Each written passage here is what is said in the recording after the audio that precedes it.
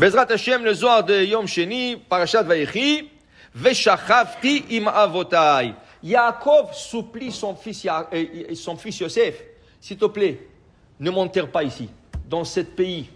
Il ne veut pas être enterré en Égypte. Il ne veut pas. Il veut que son fils l'emmène en Israël.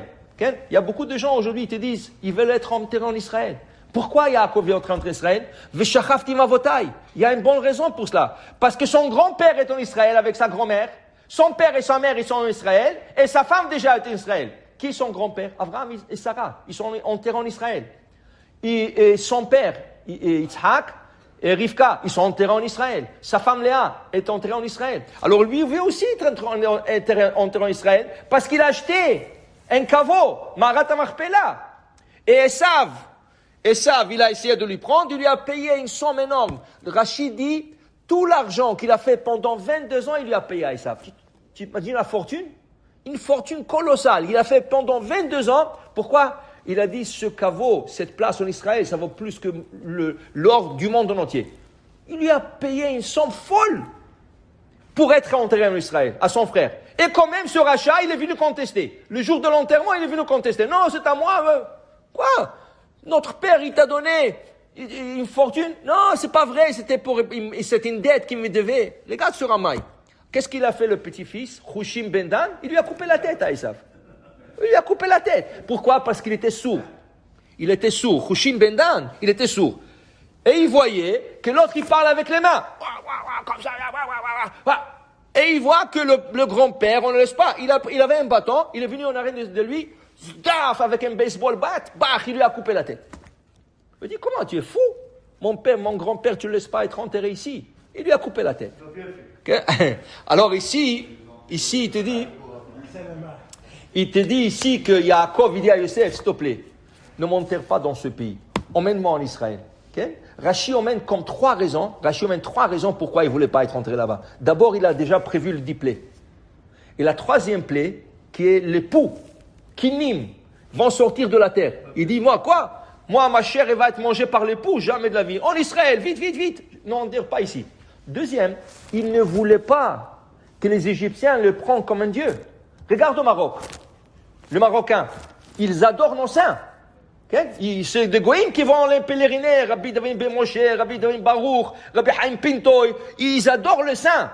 Okay? Rabbi Nissim Ben Nissim. Tous ces goïms. Alors le goïm, alors Yaakov, il avait peur. Les goïms vont me prendre comme un dieu. Ils vont venir se prosterner ici. Et tout ça, il a dit non.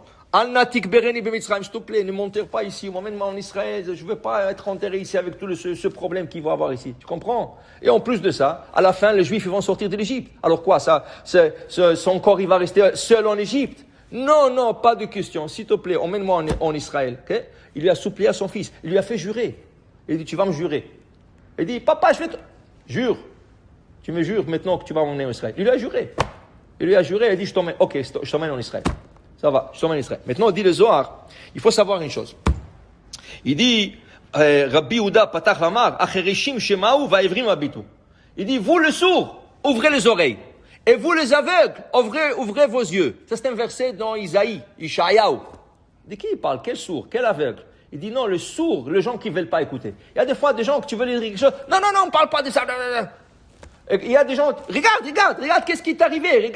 Non, je veux pas voir, Vas-y, tu es hiver, tu es aveugle, tu vois pas qu'est-ce qui est arrivé à cette personne. Et tu es sourd, tu n'as pas entendu qu'est-ce qui est arrivé à cette personne. Il y a des gens qui veulent pas savoir, qui ne peuvent pas voir.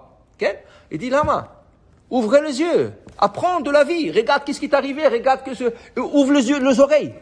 Tu as entendu qu'est-ce qui est arrivé? Ouvre les oreilles. Okay? Alors il y a qui veulent pas. Okay? Pourquoi? Il dit, Isaïe, le Zohar, il te dit, parce que, à la fin, comment tu vas vivre? 120 ans maximum, après 120 ans, tu sais qu'est-ce qui arrive? Tu as vécu 80 ans. Il y a Akash Baruch Hu te dit, oh, qu'est-ce que tu as fait pendant 80 ans? Qu'est-ce que tu as fait? Okay? Alors il te dit, tu sais, toi tu as vécu 80 ans, mais en vérité tu as vécu 25 ans. 25 ans? Comment 25 ans? Il est décédé à 80 ans, comment 25 ans? Non! Si je ramasse tout le jour que tu as fait des mitzvot, c'est rien que 25 ans. Le jour que tu as été à la synagogue, tu as été kippour à la synagogue, tu es parti le matin à la synagogue, tu as fait des mitzvot, tu es parti ici, tu as fait un mariage, tu as fait ça.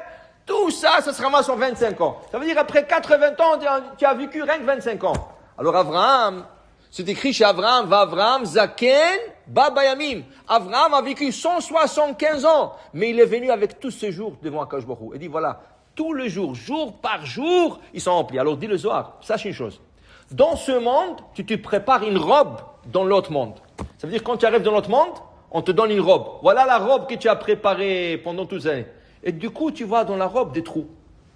Moi, pourquoi elle est trouée cette robe? Ok, il y a des gens qui vont dire, ah, c'est à la mode, comme le jeans.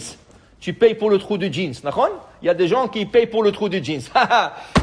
Mais là-bas, il n'y a pas de trou. Là-bas, il faut que tu sois, mon ami, speak and span. Il faut que tu sois bien habillé. Alors, tu arrives et tu as des trous. Ouais, moi, c'est ce trou. Non, ce jour-là, tu n'as pas fait des mitzvot, il y a un trou là-bas. Et l'autre jour, tu n'as pas fait, mais il y a un trou ici, il y a un trou ici. Prépare-toi une belle robe pour le monde futur, après 120 ans. Et il dit, chaque jour, alors il dit le Zohar, mais sache une chose, même le jour que tu as manqué, quand tu vas faire tchouva, tous les trous vont se fermer. Tous les jours vont se fermer avec la tchouva que tu vas faire. Alors ça veut dire qu'une personne doit faire toujours tchouva, Torah ou Maasim Tovim. Baruch Adonai Le'olam, Amen ve Amen.